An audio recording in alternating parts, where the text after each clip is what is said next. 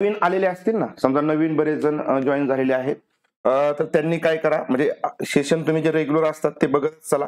परंतु सगळ्यात महत्वाचं जे पाठीमागचे झालेले आहेत 5 जुने म्हणजे आपली बॅच सुरू झाली तेव्हापासून, तर ते सेशन तुम्ही बघा तुमच्या वेळेमध्ये. रेकॉर्डेड आहे ते तुमच्या वेळेमध्ये बघा. काही अडचण येत असेल रेकॉर्डिंग वगैरे बघत असताना तर मला मेसेज तुम्ही करू शकता, किंवा माझा जो नंबर आहे तो नंबर सुद्धा या ठिकाणी तुमच्यापर्यंत मी देईल. तो नंबर या ठिकाणी तुम्ही घ्या आणि त्याच्यावरती मेसेज करा. काय अडचण येत असेल तर, ठीक आहे.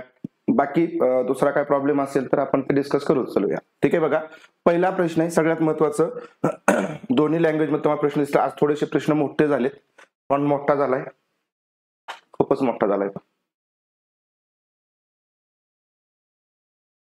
बघा क्लिअर दिसतंय का बघा, एकदा मला सांगा.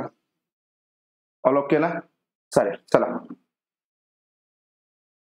बघा प्रश्न काय पहा. आप ईवीएस के विद्यार्थी के लिए व्यवहारिक गतिविधियों को प्रोत्साहित करना चाहते हैं, निम्नलिखित में से कौन सी क्रिया सबसे उपयुक्त है. ठीक आहे, कशासाठी? व्यवहारिक गतिविधीसाठी, ऍक्टिव्हिटी आपल्या हँड्स ऑन. ठीक आहे, इनकरेज हँड्स ऑन ऍक्टिव्हिटीज, बरोबर ना. हँड्स ऑन ऍक्टिव्हिटी यासाठी आपल्याला सगळ्यात उपयुक्त, ठीक आहे, सबसे उपयुक्त असं विचारलेलं आहे. सबसे उपयुक्त म्हटलं की जे सगळ्यात योग्य आहे ते तुमचं आन्सर आलं पाहिजे. बघा, उपलब्ध सामग्री से ईवीएस किट विकसित करना, एक चार्ट पर विभिन्न पौधों के भागों का चित्र बनना, ग्लोब से नक्शा पडना, विभिन्न देशों के सिक्के एकत्रित करना. तर बघा, आपल्याला ईव्हीएस परिसर अभ्यास म्हटलं की आपण काय करतो, आसपास जे काही असेल, बरोबर ना, टाकावापासून टिकाव वगैरे करणं याचा प्रयत्न आपण ईव्हीएस मध्ये करतो. आणि त्याच्यामधून जर आपण काय बनवलं तर ते परिसर अभ्यासाशी सुसंगत होतं. मग या ठिकाणी ऑप्शन क्रमांक 1, उपलब्ध जी काही सामग्री असेल त्याच्यापासून ईव्हीएस किट या ठिकाणी बनवणं, बरोबर. कशासाठी? व्यावहारिक ऍक्टिव्हिटी, बरोबर ना. व्यावहारिक ऍक्टिव्हिटी सांगितली, प्रॅक्टिकल सांगितले, हँड्स ऑन सांगितले, म्हणून ऑप्शन क्रमांक 1 येईल. बाकी फक्त चार्ट वरती आपण झाडांची भाग करणं, ठीक आहे. तर याच्यामध्ये चित्र बनवणं जास्त हँड्स ऑन ऍक्टिव्हिटी नाही, म्हणजे आपल्याला ते स्वतः करता आली पाहिजे असं नाही. चित्र काढू शकतो, परंतु याच्यापेक्षा हा या ठिकाणी बेटर आहे. ग्लोबचे फक्त नक्शा काढणं आणि विभिन्न देशांचे शिक्के फक्त एकत्रित करणं म्हटलंय, मग सगळ्यात जास्त उपयुक्त तुमचा ऑप्शन क्रमांक 1 येणार, बरोबर. चला प्रश्न पुढचा बघा.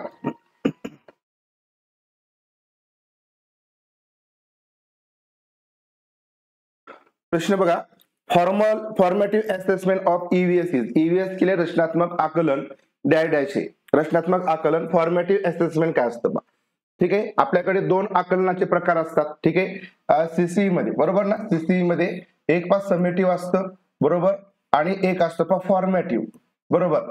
आता जे फॉर्मेटिव्ह असतं ते आपण थोडक्यात दैनंदिन म्हणजे रोज करतो, अध्यापनानंतर या ठिकाणी हे फॉर्मेटिव्ह होत असतं. जे समेटिव्ह असतं ते योगात्मक असतं. योगात्मक म्हणजे एकत्रित करतो आपण एखादे आपण काय म्हणू की थोडक्यात एखादा सत्र झाल्यानंतर किंवा समजा एखादा आपला घटक पूर्णपणे शिकून झाल्यानंतर घटक चाचणी बघ येतो, तर ते तुमची समेटिव्ह मध्ये येणार. फॉर्मेटिव्ह मध्ये आपलं अध्यापन झालं की रोजची रोज ज्यावेळेस वाटेल त्यावेळेस तुम्ही फॉर्मेटिव्ह करता. त्यामुळे सगळ्यात चांगलं कोणतं असतं तर फॉर्मेटिव्ह हे चांगलं असतं. म्हणजे हे पण चांगलंच असतं, परंतु आपल्याला विद्यार्थ्यांचं अध्ययन होतं किंवा नाही बघण्यासाठी तुमचं कोणतं असतं तर फॉर्मेटिव्ह असतं. मग याच्यामध्ये आपल्याला काय विचारलंय की रचनात्मक आकलन या ठिकाणी कोणतं आहे, बरोबर ना. फॉर्मेटिव्ह असेसमेंट, सीखने के लिए आकलन, सीखने का आकलन, अधिगम के रूप में आकलन, सीखने के बारे में आकलन. बघा, असेसमेंट फॉर लर्निंग काय असतं की विद्यार्थी ज्यावेळेस अध्ययन करतायत, म्हणजे विद्यार्थी ज्यावेळेस शिकणारे ज्यावेळेस आपण त्यांना शिकवायचे, तर त्याच्यासाठी आपण काय करणं, त्यांचे प्रिव्हियस नॉलेज तपासणं, बरोबर की नाही. किंवा ठिकाणी ते शिकण्यासाठी काही त्यांना अडचणी वगैरे येत आहेत का तर ते तपासणं, तर हे तुमचं फॉर्मेटिव्ह मध्ये येत असतं, बरोबर. थोडक्यात आपण डायग्नोस्टिक टेस्ट वगैरे घेतो, त्यांना काय प्रश्न विचारणार, हे तुमचं शिकणे के लिए आकलन म्हणजे शिकण्यासाठीचं आकलन हे तुमचं फॉर्मेटिव्ह मध्ये येणार, बरोबर. हा, त्याच्यानंतर पुढे म्हटलंय शिकणे का आकलन. काय म्हटलंय बघा, असेसमेंट ऑफ लर्निंग म्हणजे तुम्ही जे काय शिकलेलं आहात, जे काय शिकलाय त्याचं तुम्ही आकलन करा. म्हणजे समजा थोडक्यात आपण 1-2 धडे शिकवले, त्याच्यानंतर जे काय तुमचं आकलन होणार, जे काय मुलांचं आपण करणार ते तुमचं शिकण्याचं म्हणजे तुमचं अध्ययनाच्या ठिकाणी आकलन होतं, तर हे तुमचं समेटिव्ह मध्ये जातं. कशामध्ये जातं पाहिजे, तुमचं समेटिव्ह मध्ये जाणार, लक्षात घ्या. नंतर अधिगम के रूप में आकलन, अधिगम के रूप में आकलन म्हणजे पहा असेसमेंट ऍज अ लर्निंग म्हणजे जे शिकणं आहे तेच तुमच्या ठिकाणी स्वयंमूल्य आपण थोडक्यात करण्यासारखं, बरोबर ना. Assessment as a sorry learning as a assessment, इंग्रजीमध्ये वाचत चला असेसमेंट ऍज अ लर्निंग, बरोबर ना. म्हणजे थोडक्यात जे तुम्ही तुमचं मूल्यमापन करताय तेच तुमचं थोडक्यात काय असेल अध्ययन असेल. म्हणजे मुलं या ठिकाणी काय करायचं स्वतःचं स्वयंमूल्यमापन करतील. हे सुद्धा तुमचं कशामध्ये येतं, हे तुमचं फॉर्मॅटिव्ह मध्ये येतं, बरोबर. शिकणे के बारे में आकलन म्हणजे शिकण्याच्या संदर्भामधलं आकलन म्हणजे असेसमेंट अबाउट लर्निंग म्हणजे तुम्ही जे शिकला त्याच्याविषयीचं तुमचं मूल्यमापन हे तुमचं समेटिव्ह मध्ये येणार. लक्षात आलं. तर मग लक्षात ठेवायचं, तर हे तुमचं समिटिव्ह मध्ये येईल. हे लिहून ठेवा, वाटलं तर लिहून ठेवत चला, कारण कन्सेप्ट खूप खूप छोटे असतात परंतु तेच तुम्हाला विचारलं जातं. बघा शिकणे के लिए आकलन आणि अधिगम के रूप में आकलन हे तुमचं काय येणार फॉर्मॅटिव्ह मध्ये येईल. ऑप्शन क्रमांक 1 या ठिकाणी तुमचा करेक्ट उत्तर. ओके, समजलं कन्सेप्ट. चला प्रश्न पुढचा बघा. हा रेणुका मॅडम, ओके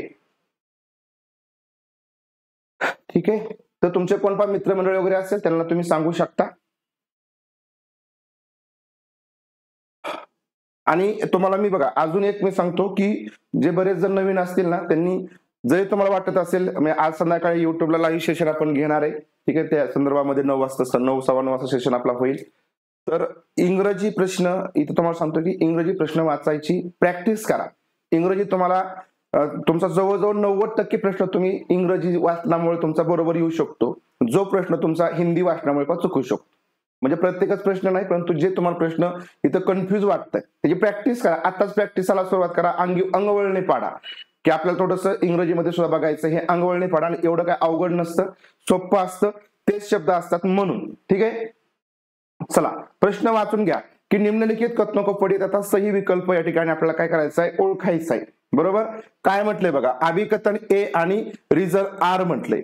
ईव्हीएस में क्षेत्र भ्रमण प्रभावी शिक्षण शास्त्र रणनीती. आता काय फील्ड ट्रिप, बरोबर ना. जी फील्ड ट्रिप आहे ती इफेक्टिव्ह पॅडागॉजिकल स्ट्रॅटेजी इन ईव्हीएस परिसर अभ्यासामध्ये. तर आपण जे क्षेत्र भ्रमण काढतो, बरोबर ना, जी क्षेत्र सहली असतात किंवा जी फील्ड ट्रिप आहे ती सगळ्यात उपयुक्तच आहे. हे पहिलं तुमचं करेक्ट येणार, पहिलं तुमचं काय येणार करेक्ट येणार आहे पा. तर असे प्रश्न तुम्हाला असेच सोडवायचे. पहिलं लगेच तुमचं करेक्ट आहे का चुक आहे ते बघायचं. दुसरं काय म्हटलंय क्षेत्रभ्रमण. आता बघा क्षेत्रभ्रमण म्हटलंय, बरोबर. हे याच्याशी काय पा संबंधित आहे, म्हणजे हे याचं एक तर स्पष्टीकरण किंवा करणार नहीं. आता क्षेत्रभ्रमण वस्तुओं घटनाओं और स्थानों की याददाश्त को बढ़ावा देती है. म्हणजे काय म्हटलंय, जे काही क्षेत्रभ्रमण आहे त्या वस्तू असतील, घटना असतील, जे काही स्थान असतील तर त्याची जी याददाश्त आहे को बढ़ावा देते. तिथल्या घटना वस्तू म्हणजे स्मरणशक्ती वाढवतात असं या ठिकाणी त्याचा उल्लेख आहे. मग सांगा बरं हे तुमचं बरोबर येईल का. इंग्रजीमध्ये बघितलं की field trips promote memorisation of बघा मेमरायझेशन आला शब्द, मेमरायझेशन आला की या ठिकाणी लक्षात ठेवायचं तो प्रश्न काही असू द्या तो ऑप्शन तुमचा चुकीचा आहे, बरोबर. या ठिकाणी तुमचं रिझन काय आलं चुकीचं आलं. मेमरायझेशन म्हणजे पाठांतराला या ठिकाणी बढावा प्रोत्साहन देते, पाठांतराला आपला कुठल्या प्रकारचा बढावा द्यायचा नाही. तुमचं ऑप्शन क्रमांक 2 या ठिकाणी करेक्ट आलं. हा इथं जर समजा आलं असतं ना, इथं बघा ज्यांचं डी येतं उत्तर त्यांनी बघून घ्या. इथं तुम्ही सही व्याख्या म्हणताय, इथं जर ऑब्झर्वेशनला तुम्ही हे करताय प्रोत्साहित करताय, आकलनाला प्रोत्साहित करताय, निरीक्षण तुम्ही फील्ड ट्रिपला गेल्यानंतर निरीक्षण करता, तुम्हाला तिथं समजून घेण्यावरती भर असतो, तुम्ही पाठांतरावरती भर नाही देत. म्हणजे तुम्ही तिथल्या प्रत्येकच वस्तू घेणार, पाठ करणार, मेमरायझेशन करणार, हे अजिबात नाही. लक्षात घ्या तुमचं याददाश्त हा जो काही शब्द आहे हा मेमरायझेशन आहे, म्हणजे पाठांतरावरती भर देतोय. म्हणजे बघा field trips promote memorisation of objects events and places. म्हणजे ऑब्जेक्ट्स वस्तू असतील, तुमच्या इव्हेंट्स असतील आणि जे तुमचे स्थान आहेत याला लक्षात म्हणजे पाठ करण्यामध्ये किंवा या ठिकाणी स्मरणात ठेवण्याला या ठिकाणी काय करतो म्हणजे प्रोत्साहित करतो. स्मरणात ठेवण्याला काहीही आपल्याला प्रोत्साहित करण्याची गरज नसते. तुम्ही फील्ड ट्रिपला गेला की ते तुमच्या लक्षात ऑटोमॅटिकच राहतं. कारण सगळ्यात महत्वाचं आकलन महत्वाचं असतं. समजा आपण कुठे डोंगरावरती गेलो, डोंगर काय पाठ करायची गोष्ट आहे का, डोंगर पाठ करण्याची गरज आहे का, अजिबात नाही. लगेच आपण डोंगर म्हटलं कुठं फिरायला गेलो म्हणलं की ते मुलं लगेच पटपट सांगतात, पाठांतर नसतं. म्हणून लक्षात घ्या ऑप्शन क्रमांक जो रिझन आर आहे तो चुकीचा आहे. तुमचं फक्त ए या ठिकाणी करेक्ट येईल. ओके चला प्रश्न पुढचा.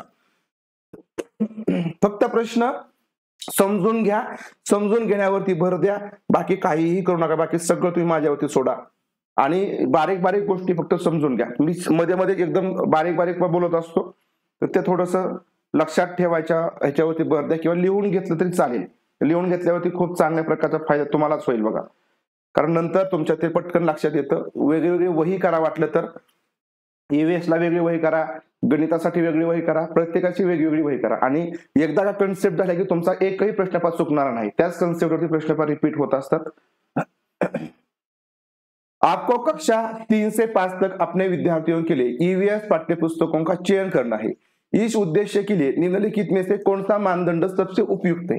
आता बघा इयत्ता 3री पासून बरोबर इयत्ता 3री पासून 5वी पर्यंत विद्यार्थ्यांसाठी जे EVS चं पाठ्यपुस्तक आहे हे निवडायचे. आता या उद्देशासाठी खालीलपैकी कोणता मानदंड सगळ्यात उपयुक्त आहे. खाली या ठिकाणी आपल्याला काय दिलेत, मानदंड दिलेत बरोबर ना. ऍप्रोप्राइट म्हणजे मोस्ट क्रायटेरिया, कोणता क्रायटेरिया ठिकाणी सगळ्यात उपयुक्त आहे पाठ्यपुस्तक निवडीसाठीचा. बरोबर, पाठ्यपुस्तक निवडीसाठीचे निकष कोणते उपयुक्त आहेत.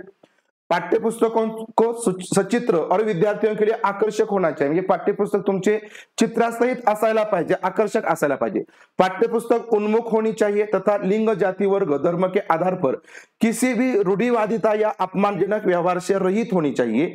पुस्तक चित्र बड़े और रंगीत होने चाहिए. भाषा सरल और विद्यार्थियों के मानसिक स्तर के अनुसार होनी चाहिए. काय उत्तर देता है. परत एकदा विचार करा, तुम्हाला परत एकदा मी वेळ देतो, विचार करा परत एकदा विचार करा. आपण बघितले बघा, जे जुने लोक आहेत त्यांनी थोडंसं बघा पाठीमागं असे प्रश्न झालेलेत आपले. तुम्हाला EVS पाठ्यपुस्तक असेल, तुमचं समाजशास्त्राचा अभ्यास बघा, मी तुम्हाला 2-2 विषय 3-3 विषय कनेक्ट करून देतोय. तुमचं CDP मध्ये पण हाच प्रश्न तुम्हाला येणार आहे, बालमानसशास्त्रामध्ये पण तुम्हाला हाच प्रश्न येणार आहे. त्यामुळे लक्षात ठेवा, कुठलाही विषय फक्त त्याच विषयापुरता मर्यादित असतो सीटेट मध्ये असं नाही. हे विषय तुम्हाला संपूर्ण सीटेट साठी म्हणजे उपयुक्त असतात. आता लक्षात ठेवा, तुमचा परिसर अभ्यासाचं पुस्तक असेल, तुमचं समाजशास्त्राचं पुस्तक असेल, याच्यामध्ये सगळ्यात महत्वाचं काय असतं. सगळ्यात महत्वाचं त्या पुस्तकामधून कुठल्याही प्रकारे भेदभावाला चालना मिळते का, कुठल्याही प्रकारे तुम्हाला एखादी रूढीवादिता या ठिकाणी हे होते का, याला बघितलं जातं. तुम्ही समजा मग भाषेमध्ये आल्यानंतर थोडीशी त्याची कन्सेप्ट चेंज होती. भाषेमध्ये आल्यानंतर थोडेसे आकर्षक असायला पाहिजे, चित्र थोडेसे असायला पाहिजे. कारण कशामुळं ते कनेक्ट होतात, कारण तिथे आपल्याला शब्द शिकवायचे आहेत भाषेच्या पुस्तकामध्ये, भाषेच्या पुस्तकातून. त्यामुळं तो त्याच्याशी पण संदर्भ या ठिकाणी पण लावायचा, हे लक्षात ठेवायचं. प्रत्येक विषयानुसार पेडागॉजी थोडीशी चेंज होत असते. तर मग इथे एक लक्षात ठेवा, आपल्याला काय विचारलंय की 3री पासून 5वी पर्यंत, बरोबर, 3री पासून 5वी पर्यंत हा जो वयोगट आहे, 1ली ते 2री जो वयोगट आहे, तर त्यांना काय वेगळं परिसर अभ्यासाचं पुस्तक नाही. त्यांना भाषा आणि गणितेमध्ये तुमचा परिसर अभ्यास इन्क्लूड केलेला आहे. बरोबर, मग 3री पासून 5वी पर्यंत वेगळं पुस्तक आलं. मग त्यांना जर पुस्तक समजा कुठलंही निवडायचं असेल तर काय असलं पाहिजे, फक्त त्यांचं आकर्षक असायला पाहिजे का,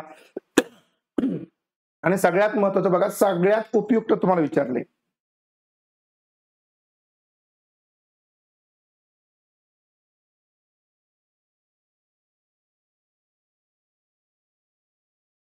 बघा इथं काय म्हटलंय, फक्त आकर्षक असायला पाहिजे. फक्त आकर्षक असून चालेल का, उपयुक्त आहे परंतु कमी उपयुक्त आहे. बघा, पाठ्यपुस्तक उन्मुख होनी चाहिए तथा लिंग जाति वर्ग धर्म के आधार पर किसी भी रूढ़िवादिता या अपमानजनक व्यवहार से रहित होनी चाहिए.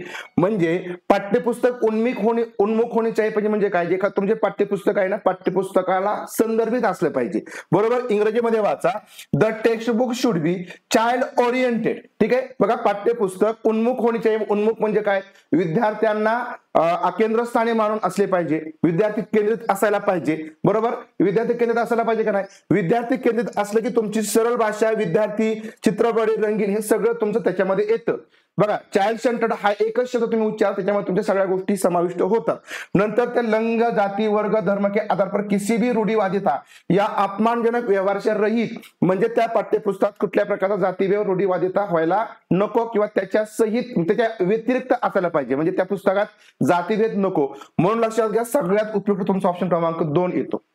बरोबर, 3ऱ्यामध्ये काय म्हटलंय, पुस्तक चित्र बडे आणि रंगीत होनी चाहिए. बघा, कमी उपयुक्त आहे. आणि भाषा सर्व विद्यार्थियों के मानसिक स्तर के अनुसार व्हायला पाहिजे, तर हे सुद्धा या ठिकाणी काय पण कमी उपयुक्त आहे. याच्यामध्ये तुम्हाला सगळ्याच गोष्टी आल्या, हे पण याच्यामध्ये आलं, हे सगळं वरचं याच्यामध्ये येतं. म्हणून ऑप्शन क्रमांक तुमचा या ठिकाणी 2 या ठिकाणी करेक्ट आला. बरोबर, समजलं, करेक्ट आहे का. बघा, म्हणून सांगितलं तुम्हाला, इंग्रजीमध्ये वाचा, the text book should be child oriented to and devoid of any stereotypes or derogatory attitudes based on gender, caste, class and religion. Option क्रमांक 2 या ठिकाणी सगळ्यात उपयुक्त येतो. चला, काय डाऊट आहे कोणाला, क्लिअर झालं सगळं. चला, लक्षात ठेवायचं, कायम लक्षात ठेवायचं, कायम लक्षात ठेवायचं, तुमचा परिसराभ्यास समाजशास्त्र दोन्हीही एकत्रित घेऊन चला. ओके, चला पुढे बघा. निम्नलिखित कथनों को पढ़िए तथा सही विकल्प का चयन कीजिए. पा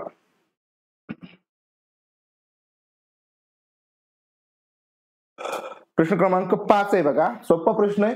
read the following statements and chooses the correct option. Choose the correct option. Assertion दिलंय, रिझन दिलंय. असर्शन काय म्हणते बघा, at the primary level EVS has themes instead of topics. म्हणजे काय म्हटलंय बघा की प्राथमिक स्तर पर ईवीएस में विषयों के बजाय थीम है. म्हणजे विषय नसताना, म्हणजे टॉपिक नाही तर काय आहे, पण थीम आहे. बरोबर. नंतर रिजन म्हटलं की विषयों की तुलना में थीम आधारित ईवीएस सीखना शिक्षकों और विद्यार्थियों के लिए आसान है. म्हणजे विषयों की तुलना में, म्हणजे विषयाला या ठिकाणी विषय शिकण्यापेक्षा जे थीम आधारित जे काही शिक्षण आहे ईव्हीएसचं ते विद्यार्थी शिक्षकांसाठी उपयुक्त असतं. काय म्हणते तुमचं सांगा बरं.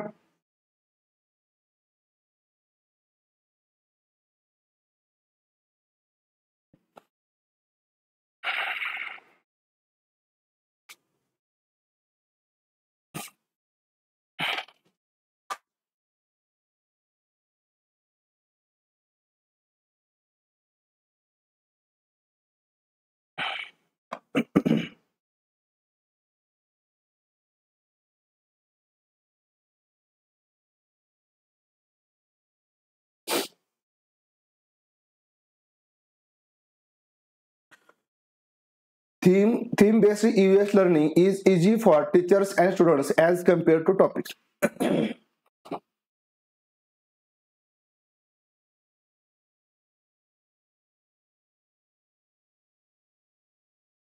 बघा, पहिल्यामध्ये काय म्हटलंय की प्राथमिक स्तरावरती ईव्हीएस में विषयों के बजाय थीम. म्हणजे प्राथमिक जो स्तर आहे त्याच्यामध्ये कुठल्या प्रकारचे टॉपिक नाहीत तर थीम असतात. ज्या 6 थीम आहेत त्या 6 थीम वरती तर हे सगळं डिपेंड आहे. परिसराभ्यास सगळं आपला डिपेंड आहे. तर पहिलं तुमचं 100% करेक्ट आहे. पहिलं तुमचं कसं आहे, पण 100% करेक्ट आहे. दुसऱ्यामध्ये काय म्हटलंय की विषयों की तुलना में थीम आधारित ईवीएस सीखना शिक्षक और विद्यार्थियों के लिए आसान है.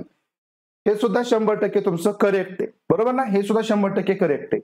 परंतु एक लक्षात घ्या की इथं थीम का आली, इथं ईव्हीएस मध्ये थीम कशामुळे आहे तर याचं एक रिझन आहे.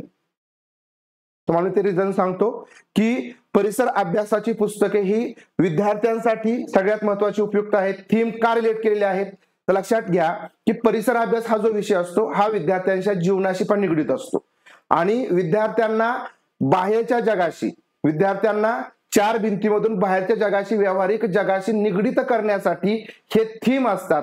आणि हे ज्या काही 6 थीम असतात ह्या 6 थीम विद्यार्थ्यांच्या भावजीवन असेल, तुमचं या ठिकाणी व्यावहारिक जीवन असेल, ह्या सगळ्याशी पण निगडीत असतात. हे एकच रिझन आहे तिथं. त्यामुळं इथं जर ते रिझन असतं तर याचं हे कशामुळे समाविष्ट केले, कशावरती आधारित आहे, कशामुळे असायला पाहिजे थीमवरती, तर मग याचं योग्य स्पष्टीकरण इथं केलं असतं. हे पण बरोबर आहे, परंतु हे नेमकं थीमवरती हे आधारित आहे याचं हे मात्र स्पष्टीकरण योग्य प्रकारे करत नाही. तुम्हाला मी स्पष्टीकरण सांगितलं.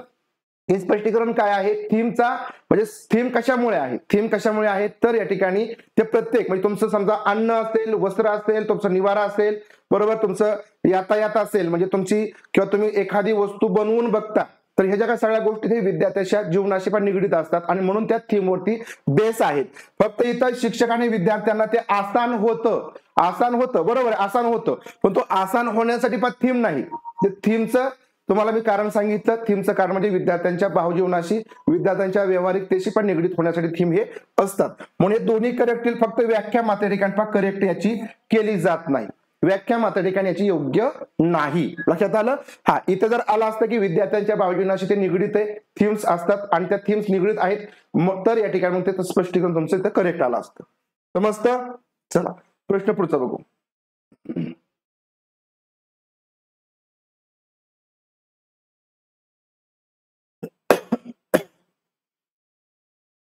कक्षा 3 के विद्यार्थियों के लिए ईवीएस में निम्नलिखित में से कौन सा सीखने का परिणाम अधिगम प्रतिफल नहीं पा अध्ययन निष्पत्ती. ठीक आहे, अधिगम प्रतिफल म्हणजे काय पा अध्ययन निष्पत्ती, लर्निंग आउटकम नाही असं म्हटलंय बघा, नाही आहे. ठीक आहे, तिसरीचा वर्ग आहे. वर्ग कितवीचा आहे? पहा, तिसरीचा आहे. तुमचं एक वेगळं निघणार आहे. Observation rules in few local indoor outdoor games identifies direction of classroom, voices opinion on good and bad touch, voices opinion on issues observe experience and related to social practices such as discrimination and ownership of resources. सांगा, या ठिकाणी आपल्याला प्रतिफल म्हणजे आद्य निष्पत्ती कोणती नाही. म्हणजे समजा एखादी आपली थीम शिकवली आपण, त्यातून विद्यार्थ्यामध्ये तो वर्तन बदल झाला, बरोबर ना, तर त्याला आपण आद्य निष्पत्ती मिळवली असं म्हणतो. तर मग कोणती येणार नाही. पहिले काय म्हणते बघा, कुछ स्थानीय इंडोर आउटडोर खेलों में नियमों का अवलोकन करना, म्हणजे काय आपण नियम आहे त्याचं ऑब्झर्वेशन तो करतोय, तर हे परिसर अभ्यासाचा एक भाग आहे. किंवा जे काही तुमचं आद्य निष्पत्ती आहे तर ही इथं विद्यार्थ्यांनी या ठिकाणी मिळवली असं आपण म्हणू. म्हणजे याच्या संदर्भातली ही बरोबर आद्य निष्पत्ती येईल. पुढं कक्षा की दिशा, म्हणजे या ठिकाणी बघा दिशाओं की पहचान, म्हणजे जी वर्गाची दिशा आहे कुठली, पूर्व पश्चिम उत्तर दक्षिण, हे या ठिकाणी ओळखता येणं, ही सुद्धा या ठिकाणी आपली आद्य निष्पत्ती करेक्ट आहे. आजच्या और बुऱ्या स्पर्श आपले राय व्यक्त करणं, म्हणजे या ठिकाणी वाईट किंवा चांगले जे स्पर्श आहे त्या संदर्भात विद्यार्थ्यांचं मत व्यक्त करणं, ही सुद्धा विद्यार्थ्यांना काय स्वतःचं अभिव्यक्त होण्यासाठीच एक चांगल्या प्रकारची आद्य निष्पत्ती असते. म्हणजे तुमच्या या ठिकाणी तिसरी करेक्ट आहे. देखे गए अनुभव किए गए मुद्दों पर आवाज उठाना, समाज की प्रथाओं से संबंधित करना, जैसे संशोधनों के स्वामित्व में भेदभाव. ठीक आहे, इथं मात्र हे तुमचं निगेटिव्ह येतं. ऑप्शन क्रमांक 4 या ठिकाणी याचं प्रतिफल नाही. कुठला वर्ग आहे लक्षात ठेवा, तिसरीचा वर्ग आहे.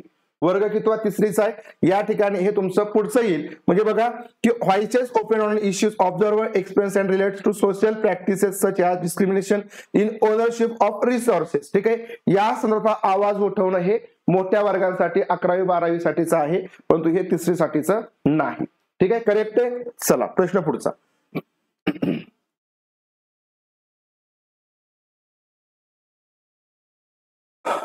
प्रश्न क्रमांक 7, निम्नलिखित में से कौन सा विकल्प कक्षा 1 से 5 तक ईवीएस पढ़ने का एक मुख्य उद्देश्य है?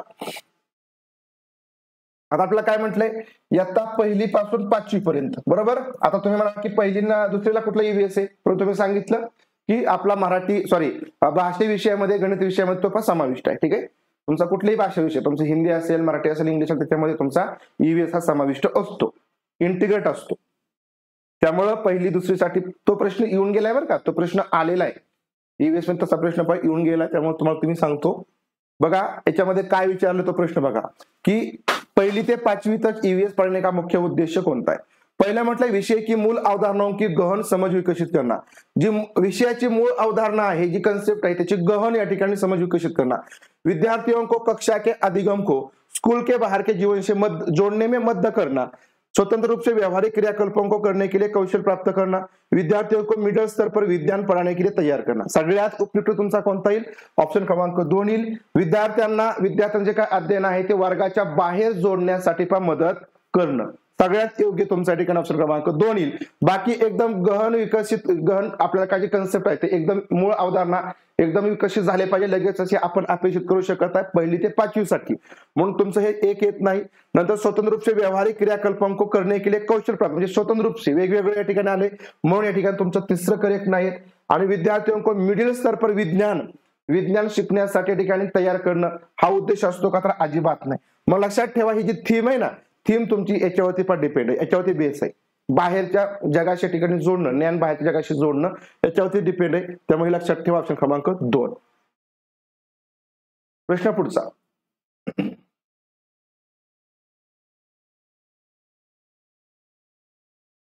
श्रीमती शीतल ईवीएस की विभिन्न अवधारणाओं को समझाने के लिए प्राथमिक कक्षाओं में कहानियों और कविताओं का उपयोग करना पसंद करती है. बघा शीतल नावाचे शिक्षिका आहे, बरोबर.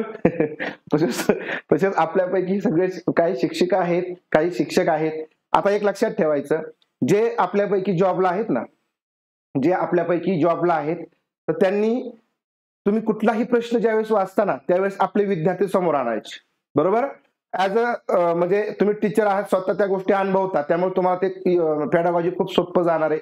हळूहळू तुम्हाला कदाचित समजणार नाही, कदाचित पहिले 4-5 दिवस सगळं डोक्यावरूनच जाईल, परंतु हळूहळू तुम्हाला त्या गोष्टी सगळ्या समजायला लागतील. एकदम तुम्हाला वाटेल की पेडागॉजी खूप सोपं आहे. आणि तुम्ही एकदा का पेडागॉजी समजून घेतली, तुम्हाला 90+ मार्क 100% मिळाले, तुम्हाला मी गॅरंटी देऊन सांगतो पेपर 1 मध्ये तरी. ठीक आहे, पेपर 2 ला थोडंच तुम्हाला जो तुमचा ऑप्शनल सब्जेक्ट असतो, म्हणजे जो काही तुमचा गणित विज्ञान असेल किंवा समाजशास्त्र असेल, याची तुम्हाला म्हणजे पेडागॉजी तर क्लिअर तुमची होते, परंतु एनसीईआरटी थोडंफार तुम्हाला करावं लागतं, स्वतः करावं लागेल, थोडंसं करावं लागेल, जास्त नाही.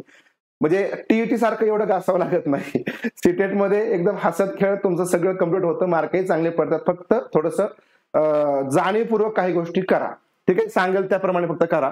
आता इथं म्हटलंय सगळ्या गोष्टी तुम्ही विद्यार्थ्यांच्या समोर आहात, विद्यार्थी तुमच्या समोर आहेत, हे तुमचं इमेजिन असलं पाहिजे कि श्रीमती शीतल ईवीएस की विभिन्न अवधारणाओं को समझने के लिए प्राथमिक कक्षाओं में कहानियों और कविताओं को उपयोग करना पसंद करतात. तर ईवीएस ची शिक्षक आहे ती काय करते बघा, भाषा जे काय आहे तर त्याच्या कविता आणि ज्या गोष्टी असतील तर त्यांचा उपयोग करती. उनके द्वारा कहानियों और कविताओं का प्रयोग का सबसे उपयुक्त तर्क काय, कहाणी आणि कविता काय या ठिकाणी शिकवायचं कारण आहे. शिक्षिका कायची, मराठीची कायची, सॉरी ईव्हीएसची शिक्षिका आहे, ती भाषेच्या कशाला शिकवती, तर त्याचं कारण काय आहे, बरोबर ना, तर्क काय आहे, बरोबर असं विचारलं आपल्याला. पहिल्या मध्ये काय म्हणते बघा, ईवीएस के पाठ्यक्रम को पूरा करना साथ ही साथ विद्यार्थियों का स्कूल में आने से पहले इनको सुना होना. ठीक है, म्हणजे पाठ्यक्रम को पूरा करना साथ ही साथ विद्यार्थियों का स्कूल में आने से पहले इनको, म्हणजे शाळेत येण्यापूर्वी ते पूर्ण करायचं. विद्यार्थियों को अपनी कविताओं और कहानियों को सीखने के लिए प्रोत्साहित करना, कहाणी कविता या ठिकाणी शिकण्यासाठी प्रोत्साहित करणं. विद्यार्थियों को भाषा और संस्कृती विविधता के बारे में जागरूक बनणं, भाषा आणि संस्कृती आहे याच्यामध्ये काय विविधता आहे त्याबद्दल विद्यार्थ्यांना जागृत करणं. काय करणं, जागृत करणं म्हटलंय. नंतर पाठों को अधिक संवादात्मक, सुखद और दिलचस्प बनाना, जे तुमचे पाठ आहेत ते अधिक संवादात्मक झाले पाहिजे, सुखद झाले पाहिजे आणि दिलचस्प झाले पाहिजे. सांगा, एनसीईआरटी होणार ना आपल्या बॅचमध्ये, एनसीईआरटी होईल, टेन्शन घेऊ नका. बघा आता याच्यामध्ये पहिला जो ऑप्शन आहे ना, म्हणजे ABCD, आणि तुम्हाला खाली इथं द्यायचे बरं का, यापैकी तुम्ही मग खाली फक्त एवढंच इथं वाचाल, हे नाही, यापैकी द्यायचे कोणतं तुमचं करेक्ट आहे, कोणतं चुकीचं आहे. ईवीएस के पाठ्यक्रम को पूरा करना साथ ही साथ विद्यार्थियों को स्कूल में आने से पहले इनको सुना होना. आता बघा, शाळेत येण्यापूर्वीच त्या ठिकाणी पूर्ण असायला पाहिजे असं आपण अपेक्षित करू शकतो की विद्यार्थ्यांकडून, अजिबात नाही. म्हणून लक्षात ठेवा, तुमचं ऑप्शन क्रमांक 1 इथं चुकीचं येतं. विद्यार्थियों को अपनी कविताओं और कहानियों को लिखने के लिए प्रोत्साहित करना. आता बघा, विद्यार्थ्यांना आपली कविता आणि जी कहाणी आहे तर ते लिहिण्यासाठी प्रोत्साहित करणं. तुम्ही ज्यावेळेस परिसर अभ्यास शिकवता तर त्याच्यासोबत तुम्ही इतर भाषेचे काही गोष्टी असल्या सांगितल्या तर विद्यार्थ्यांना प्रोत्साहन मिळतं. आणि बघा, बऱ्याच कविता वगैरे असतील ते तुम्हाला आपण काय म्हणू, ह्याच्या निसर्गामध्ये जाऊन पाहत्या सुचतात मुलांना, आणि मग याच्याशी हे रिलेट केलं जातंय ना, त्याच्यामुळे या ठिकाणी हे तुमचं बी करेक्ट येतं. नंतर विद्यार्थ्यांना भाषा आणि संस्कृती, आपल्या परिसर अभ्यासामध्ये आपण भाषा असेल, तुमची संस्कृती असेल, याच्यामध्ये काही विविधता आहे तर याच्याबद्दल आपण जागरूक बनवतो, तर हा एक याचा उद्देश असतो. आणि पाठों को अधिक संवादात्मक, अधिक सुखद आणि दिलचस्प या ठिकाणी बनवण्यासाठी सुद्धा आपण अशा प्रकारच्या गोष्टी, कविता म्हणल्या पाहिजे, बरोबर. त्याच्यामुळे तो विषय पण सोपा वाटतो, विद्यार्थ्यांना चांगला समजतो. म्हणून लक्षात ठेवा, तुमचं एक बघून बाकी सगळं या ठिकाणी तुमचं पा करेक्ट आहे. BCD हे तुमचं उत्तर यायला पाहिजे, BCD. लक्षात आलं, BCD तुमचं हे 3 या ठिकाणी करेक्ट, सगळ्यात उपयुक्त तर्क. कारण ईव्हीएस शिकवत असताना तुम्ही इतरही विषय शिकवता, त्याच्यामध्ये कविता वगैरे पा घेता, बरोबर. सगळ्यात महत्वाचं तुमचे दुसरे जे विषय असतात ते तुमचे या विषयांशी पण निगडीत असतात. त्याच्यामध्ये पाठ्यक्रम व्याप्त भाषा असते, म्हणजे तुमचा ईव्हीएस असेल, तुमचा परिसर अभ्यास असेल, तुमचा गणित असेल, याच्यामध्ये भाषेचा अभ्यासक्रम किंवा भाषा जे काय आहे त्याच्यामध्ये समाविष्ट असते. म्हणून पाठ्यक्रम व्याप्त भाषा असते, तुम्हाला ती भाषा शिकता येते. आणि या सगळ्या गोष्टी त्याला कारणे असतात. आणि सगळ्यात महत्वाचं इथं जे काही 3 कारणं दिली आहेत त्याच्यामुळे या ठिकाणी तुम्ही इतर कविता किंवा गोष्टी ही तुमच्या इतर विषय शिकवत असताना सांगत असता, ज्याच्यामुळे आपला तो विषय सहज सोपा वाटतो आणि इतर विषयांचे आपण कनेक्ट करणं गरजेचं असतं. प्रिव्हियस नॉलेज वाढतं विद्यार्थ्यांचं. करेक्ट, चला समजलं का, काय अडचण आहे का?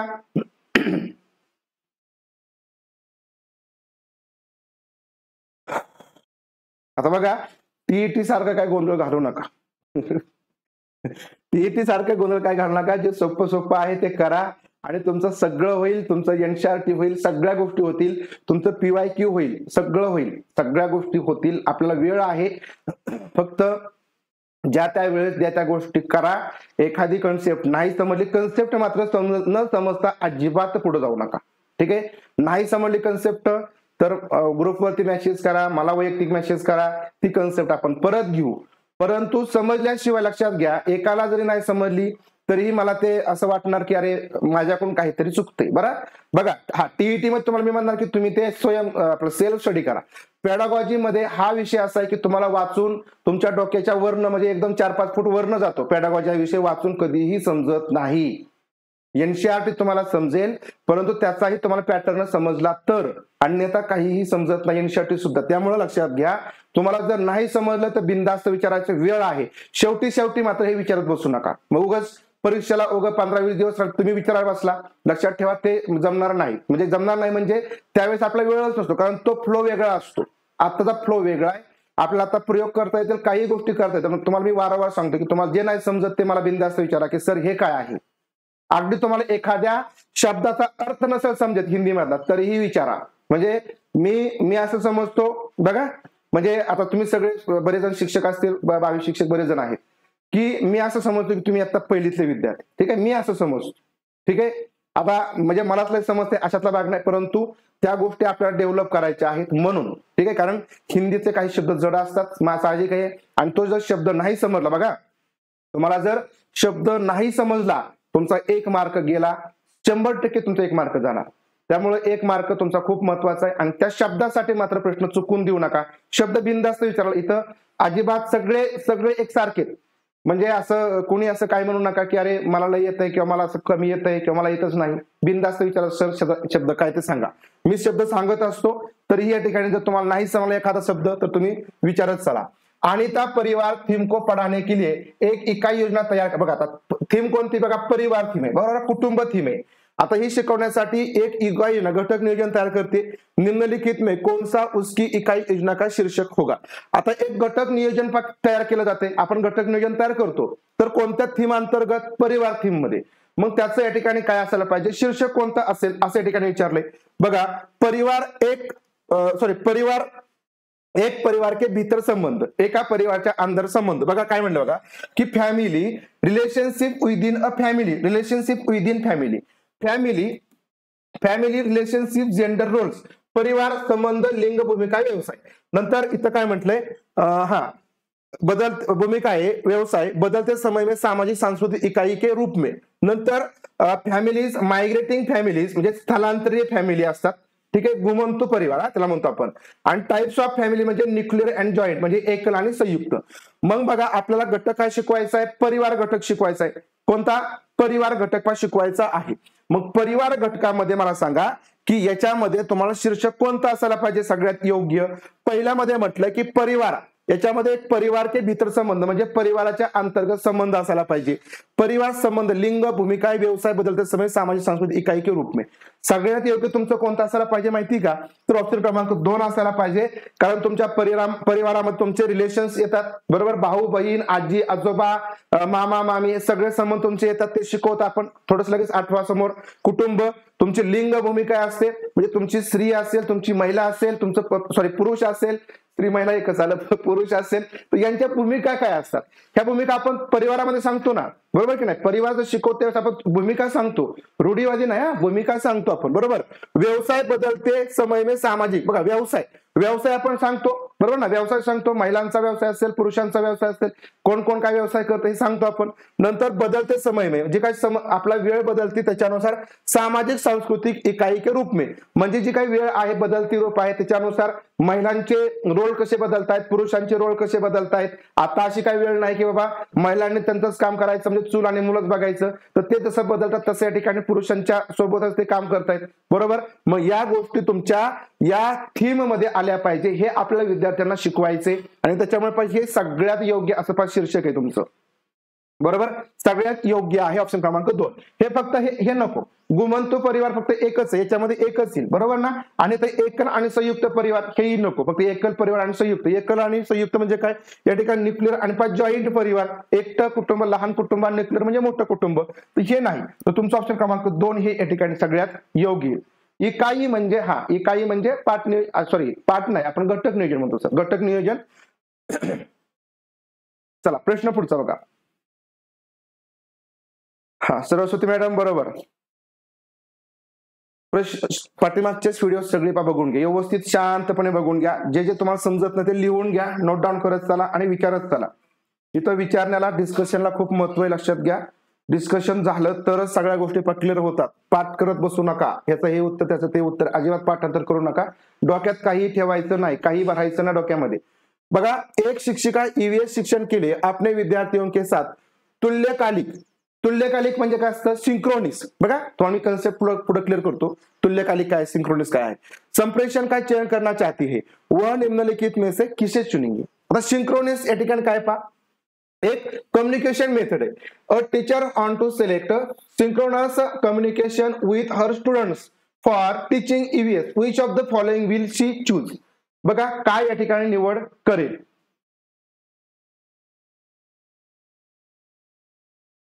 त्वरित संदेश, blog, teleconferencing, video conferencing, online chat, सत्र, phone call. Phone call, pre recorded video, teleconferencing, email, social media post, phone call. ठीक आहे. बघा या ठिकाणी तुम्हाला मी सांगतो काय असतं. सिंक्रोनस कम्युनिकेशन काय असतं, is the exchange of information between 2 or more people in real time. Real time आहे, रिअल टाइम म्हटलंय, लक्षात ठेवा. आपली रील वेगळी असते, रील आपण जे बनवतो रिअल असतं. रिअल म्हणजे तुमचं या ठिकाणी थोडक्यात काय म्हणू की तुम्ही त्याच वेळेस, म्हणजे थोडक्यात आपण तुमची झूम मीटिंग असेल, तुमची गुगल मीटिंग असेल, किंवा थोडक्यात आता मी तुम्हाला नाही बघू शकत, परंतु मी ज्यावेळेस तुम्हाला बघेल त्यावेळेस आपलं सिंक्रोनस होईल. बरोबर ना, रिअल टाइम तुम्हाला पण बघू शकतोय. आता तुम्ही फक्त बघताय, परंतु आपल्यामध्ये तरी सुद्धा एक कम्युनिकेशन चालू आहे. तुमच्या कमेंट्स येतात, मी त्याला थोडासा रिस्पॉन्स करतो, त्याच्यावर आपली चर्चा चालू आहे. मग हे अशा प्रकारे म्हणजे सिंक्रोनस कम्युनिकेशन काय, एक्सचेंज ऑफ इन्फॉर्मेशन, माहितीची अदलाबदल करणं, माहिती एक्सचेंज करणं. 2 किंवा 2 पेक्षा जास्त लोक असतील तर त्याला या ठिकाणी रिअल टाइम मध्ये त्याला म्हणायचं सिंक्रोनस कम्युनिकेशन. आणि मग सिंक्रोनस कम्युनिकेशन मध्ये कोणकोणतं येणार, तर याच्यामध्ये तुमचं फोन किंवा व्हिडिओ कॉल येईल. बरोबर ना, आपलं सुद्धा याच पद्धतीने चालू आहे. बरोबर, फोन किंवा व्हिडिओ कॉल येईल, नंतर व्हर्च्युअल मीटिंग येईल, झूम येईल, तुमचं गुगल मीट येईल. बरोबर, त्यानंतर तुमचे एसएमएस टेक्स्ट मेसेज येतील. एसएमएस टेक्स्टने आपण कम्युनिकेशन चालतं. बरोबर, हे याच्यामध्ये येईल. नंतर स्लॅक और मायक्रोसॉफ्ट टीम्स असतं, मायक्रोसॉफ्ट टीम असतं. ठीक आहे, ते सुद्धा याच्यामध्येच येतं. नंतर कन्व्हर्सेशन, स्लॅक और मायक्रोसॉफ्ट टीम्स. मायक्रोसॉफ्ट टीम्स एक ऍप्लिकेशन आहे. बरोबर, तर त्याच्या माध्यमातून कन्व्हर्सेशन, ते मीटिंग वगैरे पाहिजे त्या चालतात.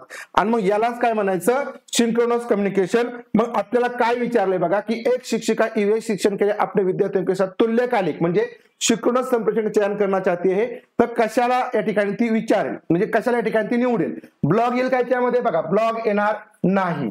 व्हिडिओ कॉन्फरन्सिंग येईल, ऑनलाईन चॅट येईल. बरोबर आहे, आणि फोन कॉल येईल. ऑप्शन क्रमांक 2 मध्ये करेक्ट येते. इथं फोन कॉल आणि प्री रेकॉर्डेड व्हिडिओ जे असतील ना, प्री रेकॉर्डेड व्हिडिओ म्हणजे पाठीमागे रेकॉर्ड केले, ते रिअल टाइम मध्ये नसतात, ते तुमचे रेकॉर्डिंग असतं. परंतु रिअल टाइम म्हणजे आता आपलं जसं लाईव्ह चालू आहे ते तुमचं येतं. नंतर ईमेल येईल काय त्यामध्ये, ईमेल नाही येणार. सोशल मीडिया पोस्ट नाही येणार, फक्त फोन कॉल याच्यामध्ये येईल. मग तुमचं ऑप्शन क्रमांक 2 या ठिकाणी करेक्ट आहे. ओके, बघा हाच प्रश्न तुम्हाला मराठीमध्ये पण विचारला जाईल. मराठीमध्ये सुद्धा येईल, हिंदीमध्ये सुद्धा येईल. एक लक्षात ठेवा, मी तुम्हाला सांगतो सीटेट मध्ये वेगवेगळे विषय वेगवेगळ्या प्रकारचे बघू नका. मी तुम्हाला परत एकदा रिक्वेस्ट करतो की टीईटी सारखं तो विषय फक्त तेवढ्या पुरता मर्यादित ठेवू नका. टीईटी मध्ये तेवढंच होतं, आपण बालमानसशास्त्र तेवढा पुरतच मर्यादित, त्याचा दुसरीकडे कुठंच उपयोग होत नाही तुम्हाला. बरोबर, परंतु सीटीईटी मध्ये तुमचा सीडीपी जर विषय तुम्ही घेतला तर त्याचा तुमच्या सगळ्या विषयांशी संबंध येतो. म्हणून एक लक्षात ठेवा की याला तुम्ही जेवढं समजून घेणार तेवढे तुमचे दुसरे विषय पक्के होतात. बरोबर, त्यामुळं ईव्हीएस चाललाय ना, ईव्हीएसचा संबंध तुम्ही सीडीपी पण जोडायचा, तुमची मराठीची पण तयारी होती, तुमची हिंदीची पण तयारी होती, तुमची सामाजिक शास्त्राची पण तयारी होती, त्याच कन्सेप्टवर. चला प्रश्न क्रमांक 11 बघा काय आहे. ईवीएस शिक्षा दौरान ईवीएस शिक्षा,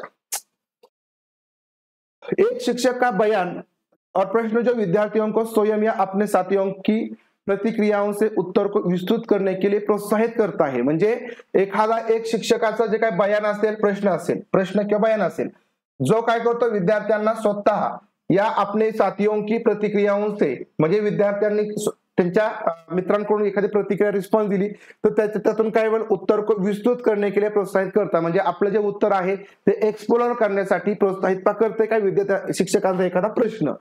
तर या ठिकाणी कोणता, चेनिंग असेल, परीक्षण त्रुटी, खोजपूर्ण प्रश्न की कंडिशनिंग, कोणता प्रश्न या ठिकाणी करेक्ट. याबद्दल या ठिकाणी तुमची कन्सेप्ट क्लिअर आहे असं मला वाटतं की तुमचा जो खोजपूर्ण प्रश्न असतो म्हणजे त्याला आपण म्हणतो प्रॉबिंग. ठीक आहे, काय म्हणतो? प्रॉबिंग म्हणतो. तर हा जर प्रश्न शिक्षकांनी विचारला तर विद्यार्थ्यांना स्वतःचं नॉलेज वाढवण्यामध्ये, स्वतःचे मत व्यक्त करण्यामध्ये विद्यार्थ्यांना प्रोत्साहन मिळणार आहे. बरोबर, या ठिकाणी खोज प्रश्न, प्रोबिंग क्वेश्चन. ऑप्शन क्रमांक 3. बाकी तुमचा चेनिंग करणं म्हणजे चेनिंग करणं. चेनिंग म्हणजे फक्त साखळी पूर्ण करणं, ट्रायल आणि एरर नाही, कंडिशनिंग सुद्धा नाही हे येत नाही हे लक्षात आहे, निगेटिव्ह आहे. ठीक आहे, चला प्रश्न पुढचा बघा. यदि थीम यात्रा, आता थीम काय बघा, यात्रा. कोणती थीम? यात्रा आहे, प्रवासी एक आपली थीम असते. रेलवे स्टेशन ईवीएस में एक सामुदायिक संसाधन के उपयोग को दर्शाता है, तो निम्नलिखित में से कौन सा पूरा करेगा? थीम भोजन. आता बघा, जर तुमची जे थीम आहे बघा, असे प्रश्न पण येतात. एखादी थीम पण दिली जाते, त्या थीमचा एक संबंध जोडला जातो आणि दुसरी एक थीम देऊन तुम्हाला त्याचा संबंध जोडाय सांगितलेला असतो. ठीक आहे, मग इथं तसंच केलेलं आहे बघा की काय केलंय, एक यात्रा थीम आहे तर त्याचा संबंध कशाशी जोडलाय? रेल्वे स्टेशन ईवीएस में एक सामुदायिक संसाधन के उपयोग को दर्शाता है. म्हणजे रेल्वे स्टेशनवरती एक सामुदायिक संसाधन आपण कशा प्रकारे वापरलं पाहिजे हे दाखवतं यात्रा थीम. मग तसंच या ठिकाणी जी थीम भोजन आहे, अन्न जी थीम आहे ती यापैकी काय दाखवते? दुकानदार, किसान, कृषी, फार्म, जंगल.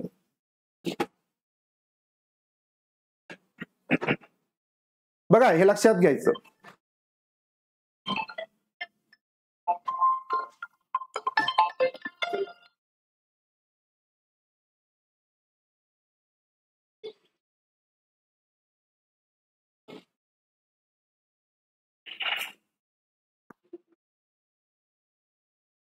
ऋतुजा मॅडम, सगळं होणार का? सगळं टेन्शन घेऊ नका, सगळं होईल, सगळं होईल, टेन्शन काही घेऊ नका.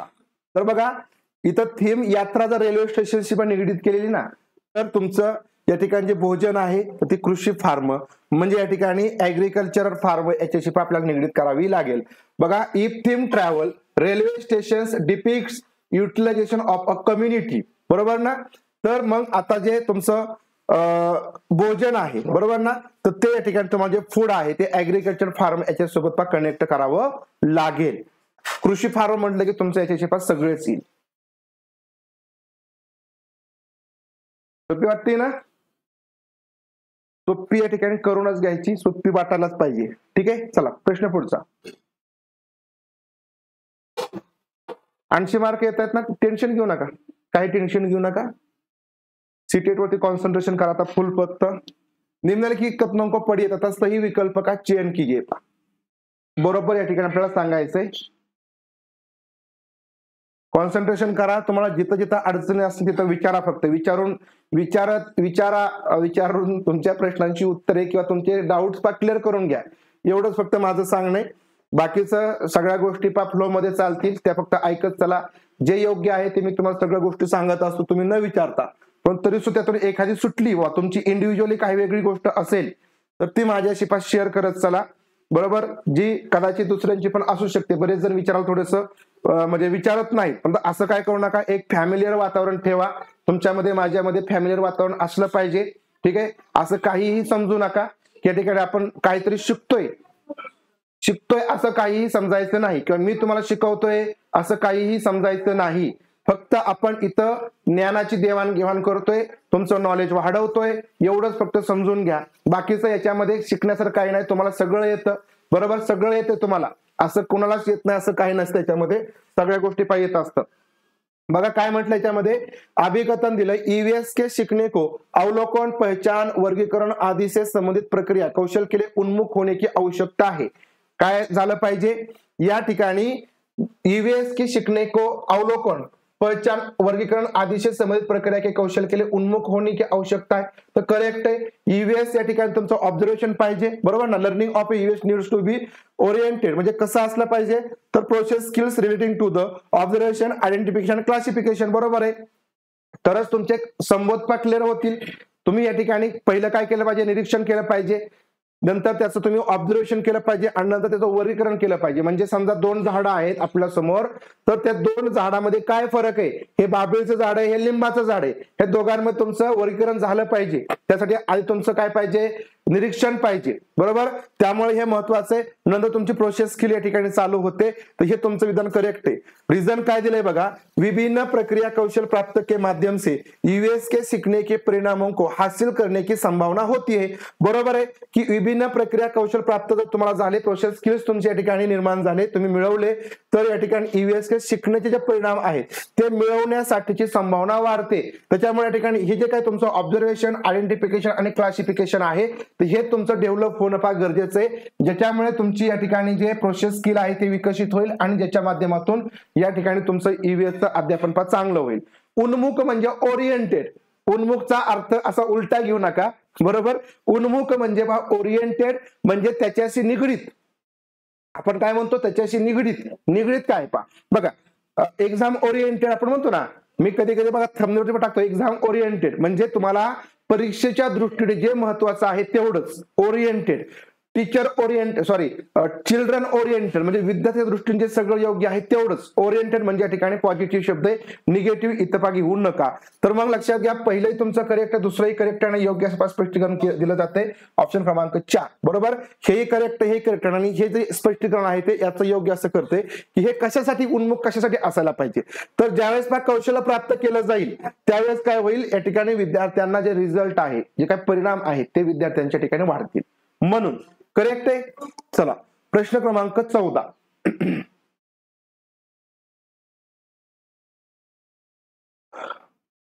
एक ईवीएस शिक्षक को योगात्मक मूल्यांकन के लिए प्रश्न पत्र तैयार करते समय डैश पर जोर देना चाहिए. कोणतं मूल्यांकन करायचं आपल्याला, योगात्मक करायचंय.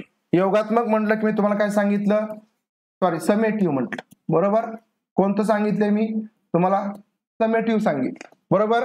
आता प्रश्नपत्र करते समय कशावरती आपण जोर दिला पाहिजे, कशावरती भर द्यावा. प्रश्नपत्र के कुल अंक, सामग्री कव्हरेज म्हणजे एकूण गुण असायला पाहिजे आणि तुम्ही कोणती कंटेंट त्याच्यामध्ये कव्हरिंग करणार. प्रश्नपत्र की लंबी म्हणजे लंबाई, प्रश्नपत्र की लंबाई और उद्देश्य, प्रश्नपत्र की सामग्री कव्हरेज और उद्देश्य म्हणजे प्रश्नपत्रिका जी आहे त्याची सामग्री किती कंटेंट या ठिकाणी घेणार त्याच्यामध्ये, आणि सगळ्यात महत्वाचं उद्देश. सांगा बरं, प्रश्नपत्रिकेसाठी आपण काय कोणकोणत्या गोष्टींचा विचार करणार. आणि योगात्मक आहे बरं का.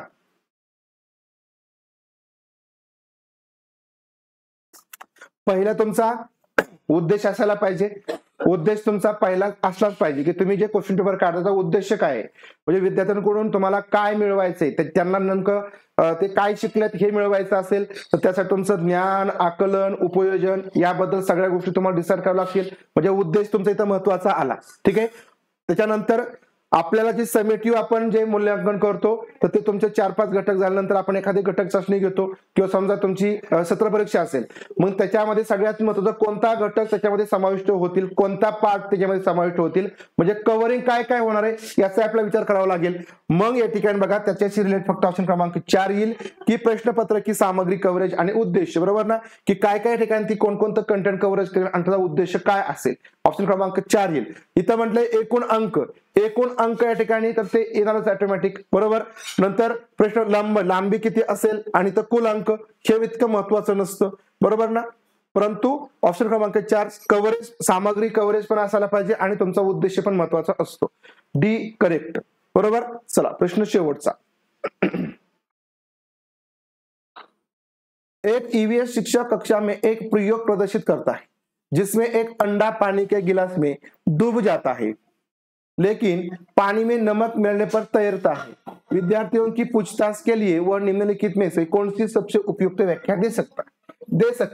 बघा एक ईवीएस शिक्षक आहे, एक प्रयोग या ठिकाणी करत. एक काय करते, अंड घेऊन त्या पाण्यामध्ये या ठिकाणी काय केलं, टाकलं म्हणजे ग्लासमध्ये टाकलं ते बुडतंय, बरोबर. नंतर पाण्यामध्ये आपण मीठ टाकलं की ते या ठिकाणी तणगायला लागतं, बरोबर.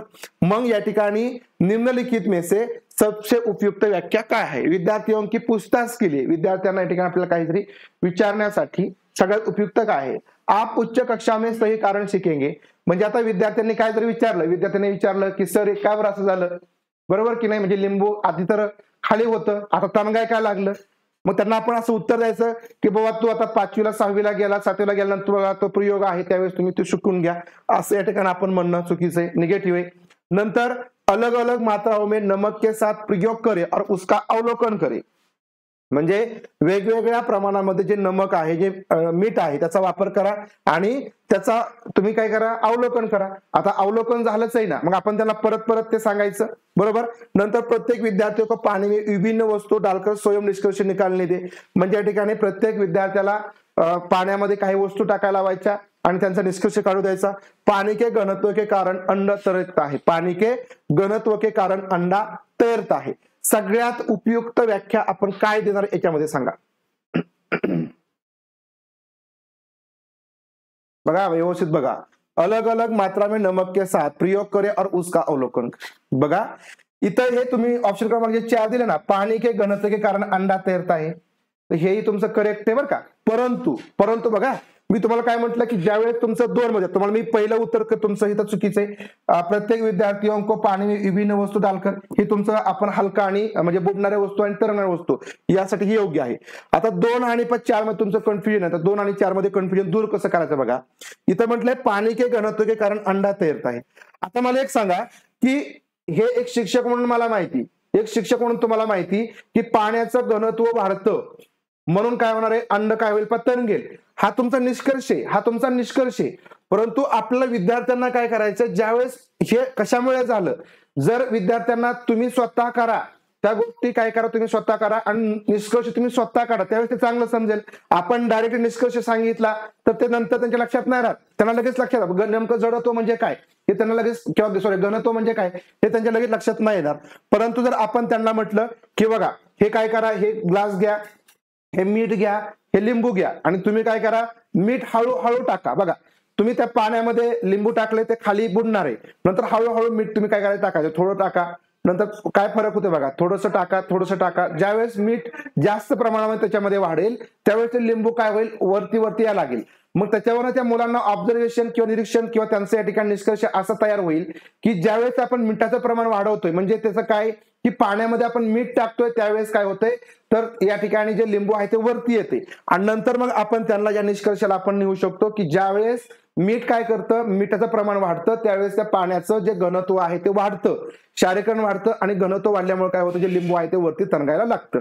म्हणून लक्षात ठेवा ऑप्शन क्रमांक 2 हा तुमच्या डी पेक्षा करेक्ट आहे. इथे तुम्ही डायरेक्टली सांगण्यापेक्षा विद्यार्थ्यांनी स्वतः त्या गोष्टी केल्या तर विद्यार्थ्यांचं चांगल्या प्रकारे समजतं.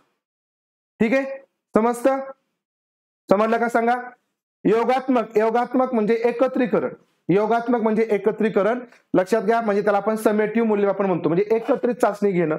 बरोबर, समजलं का इथपर्यंत. ऑप्शन क्रमांक 2 या ठिकाणी करेक्ट उत्तर येईल. ठीक आहे, बघा अशा प्रकारचे हे प्रश्न होते. बऱ्याच कन्सेप्ट इथे तुमच्या क्लिअर झालेल्या असतील, जरी झाल्या नसतील तर तुम्ही विचारत चला. सीटेट साठी कोणतंही बुक वापरू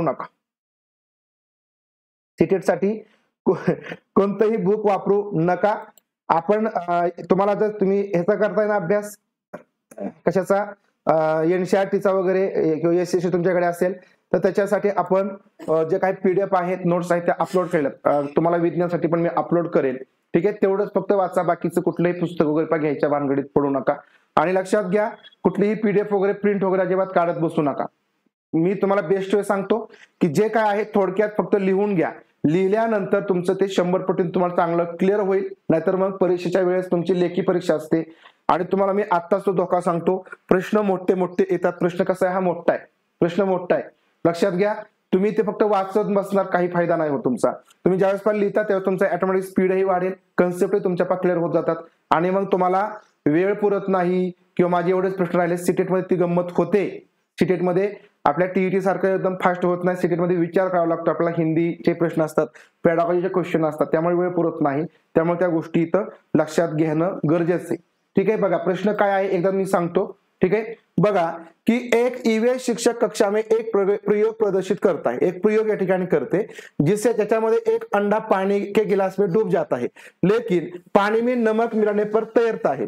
म्हणजे एक जे अंडा आहे ते समजा या ठिकाणी आपण ग्लास घेतला, त्या ग्लासमध्ये समजा मीठ सॉरी फक्त पाणी आहे, पाणी त्याच्यामध्ये ते लिंबू टाकलं ते बुडतं. नंतर काय करतोय, त्या ठिकाणी त्या ग्लासामध्ये पाणी घेतलं आणि पाणी घेऊन त्याच्यामध्ये पण मीठ टाकलं, मीठ टाकल्यानंतर ते जे लिंबू आहे ते काय होतं, तरंगते. आता हे आपल्याला माहिती, तुम्हाला माहिती, मला माहिती की बाबा त्याचं घनत्व जास्त वाढतं म्हणून, परंतु जर विद्यार्थ्यांचा आपण विचार करा, म्हणून मी तुम्हाला सांगितलं की विद्यार्थ्यांचा विचार करायचा.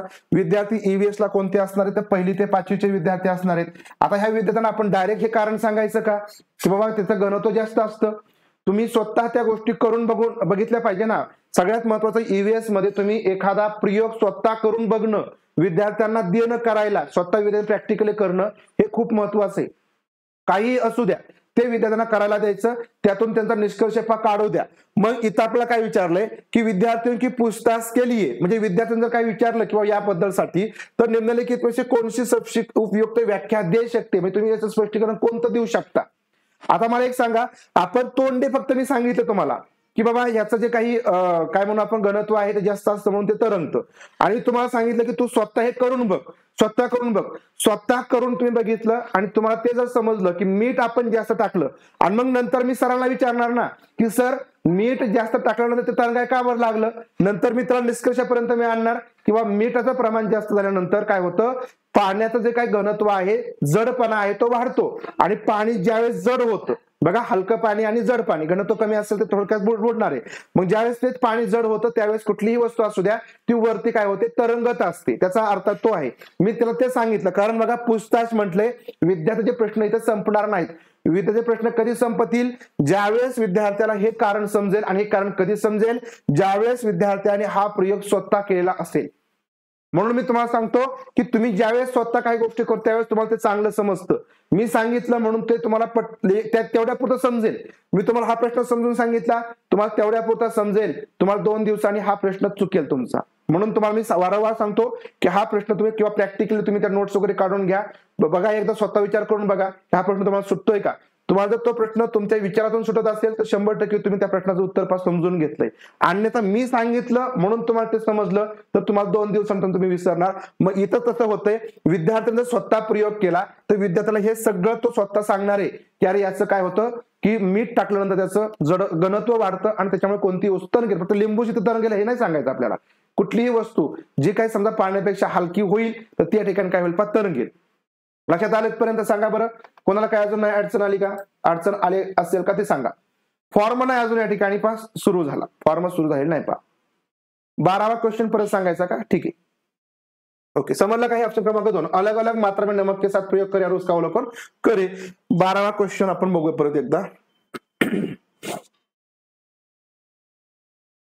हा 12 क्वेश्चन मध्ये काय म्हटलंय, एक थीम आहे याच्यामध्ये रेल्वे स्टेशन ईवीएस में एक सामुदायिक संसाधन के उपयोग को दर्शवते. सामुदायिक संसाधन आहे ना, म्हणजे सगळे तर ते वापरतात. सामुदायिक संसाधन म्हणजे काय, रेल्वे स्टेशन काय आहे, सगळ्यांनी म्हणजे थोडक्यात सामुदायिक एक संसाधन याच्यामध्ये आहे, एका रूपामध्ये ते वापरलं जातं. बस स्टेशन तुमचं एक सामुदायिक आहे, बरोबर ना, सार्वजनिक आहे. मग या ठिकाणी तुमचं सरकारी हॉस्पिटल ते सार्वजनिक आहे. मग तुम्हाला अशा प्रकारे या थीम यात्रामध्ये हे जे काय तुमचं रेल्वे स्टेशन आहे, तुमचं बस स्टँड आहे, ते एक सार्वजनिक संस्थांच्या रूपामध्ये आपण ते वापरतो. मग तसंच त्याच हा जो काही संबंध इथं लावलाय तोच संबंध तुम्ही ज्यावेळेस भोजन ही थीम येते, अन्न ही जी काय थीम येते, याच्याशी या ठिकाणी तुम्हाला निगडीत करायची. मग ते दुकानदार असेल का, दुकानदार सार्वजनिक येईल का बघा. किसान तुमचा कृषी फार्म किंवा जंगल सार्वजनिक, याच्याशी तुमच्या ठिकाणी कोणतं येईल तर बघा शॉपकीपर फार्मर किंवा ऍग्रिकल्चर फार्म, तर तुमचं काय येईल पा, ऍग्रिकल्चर फार्म येईल, कृषी फार्म येईल. सार्वजनिक म्हणजे त्याचा अर्थ काय घ्यायचा की ज्याच्यामध्ये सगळं पण निगडीत असेल, तर तुमचं काय पा, कृषी फार्म येईल. ऑप्शन क्रमांक 3.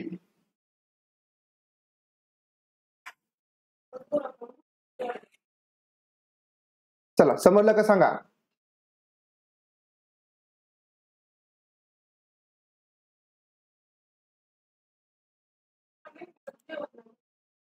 चला ओके, फॉर्म भरणे सुरू झाल्यानंतर मी तुम्हाला सगळ्या गोष्टी सांगेल, टेन्शन काही घेऊ नका. ठीक आहे, थांबूया आपण इथं. 7 आणि 8 परत सांगू, बरं ठीक आहे, एका मिनिटामध्ये तुम्हाला मी सांगतो 7 आणि 8 काय येतो बघ तुम्ही एकदा. 8 मध्ये काय बघा, श्रीमती शीतल ईवीएस की विभिन्न अवधारणाओं को समझाने के लिए प्राथमिक कक्षाओं में कहानी और कविताओं का उपयोग करना पसंद करते, बरोबर ना. मग उनके द्वारा कहानी और कविताओं का प्रयोग का सबसे उपयुक्त तर्क काय, सगळ्यात उपयुक्त का ते म्हणजे का वापरलं जातं. ईव्हीएस मध्ये मराठी आणि हिंदी किंवा इंग्रजीच्या कविता गोष्टी का वापरल्या जातात, तर त्याचं कारण असतं बघा. इथं 1 मध्ये म्हटलंय ईव्हीएस के पाठ्यक्रम को पूरा करना, म्हणजे ईव्हीएसचं पाठ्यक्रम पण पूर्ण करायचा, ज्याच्यामुळे तुम्ही कविता आणि हे शिकवता का. आणि साथी विद्यार्थियों को स्कूल में आने से पहले इनको सुना होना, म्हणजे विद्यार्थी शाळेत येण्यापूर्वीच ते ऐकलं पाहिजे असा उद्देश असतो का आपला? नसतो ना. म्हणून या ठिकाणी पहिलं तुमचं चुकीचं येतं. दुसऱ्यामध्ये म्हटलं की विद्यार्थियों को अपने कविता और कहानियों को लिखने के लिए प्रोत्साहित करना. म्हणजे बघा ज्यावेळेस तुम्ही बघा ईव्हीएस आहे, आपला ईव्हीएसचा उद्देशच काय आहे की तुमचा परिसराशी जे काय तुमचं दैनंदिन जीवन आहे त्याच्याशी निगडीत करायचं, तुमचं जीवन परिसराशी निगडीत करायचं. तुमच्या कथा असतील, कहाण्या असतील, हे तुमच्या परिसरामध्ये तुम्हाला सुचतील ना. मग तुम्ही कथा कविता तुम्ही तर त्या परिसर अभ्यासाशी निगडीत केला तर विद्यार्थी साहजिकच ते तसं विकसित करतील. म्हणून तुमचा बी इथं करेक्ट येतो. नंतर सी मध्ये म्हणलं विद्यार्थियों को भाषा और संस्कृती में विविधता के बारे में जागरूक बनना. म्हणजे भाषा आणि संस्कृती, भाषा ही वेगवेगळी असते, संस्कृती ही वेगवेगळी असते आणि ईव्हीएसचा तर आत्मा आहे विविधता. विविधता ही या ठिकाणी डायव्हर्सिटी हे महत्वाचं असतं. ईव्हीएस मध्ये सामाजिक क्षेत्रामध्ये ईव्हीएस म्हणजे डायव्हर्सिटी महत्वाची असते. याच्याबद्दल जागरूक बनवण्यासाठी आपण हे करतो, वेगवेगळ्या प्रकारच्या कथा, वेगवेगळ्या प्रकारच्या कविता म्हणतो, वेगवेगळ्या प्रकारच्या भाषेतल्या आणि वेगवेगळ्या भाषा त्याच्यामध्ये अंतर्भूत करतो. त्याच्यासाठी पाठों को अधिक संवादात्मक पाठ तुमचे संवादात्मक कम्युनिकेशन म्हणजे वाढलं पाहिजे, सुखद व्हायला पाहिजे आणि दिलचस्प झाले पाहिजे. म्हणून या ठिकाणी पहा BCD करेक्ट येतं. ठीक आहे. सातवा काय आहे? सातवा विचारलाय ना. बघा सातव्यामध्ये काय म्हटलंय बघा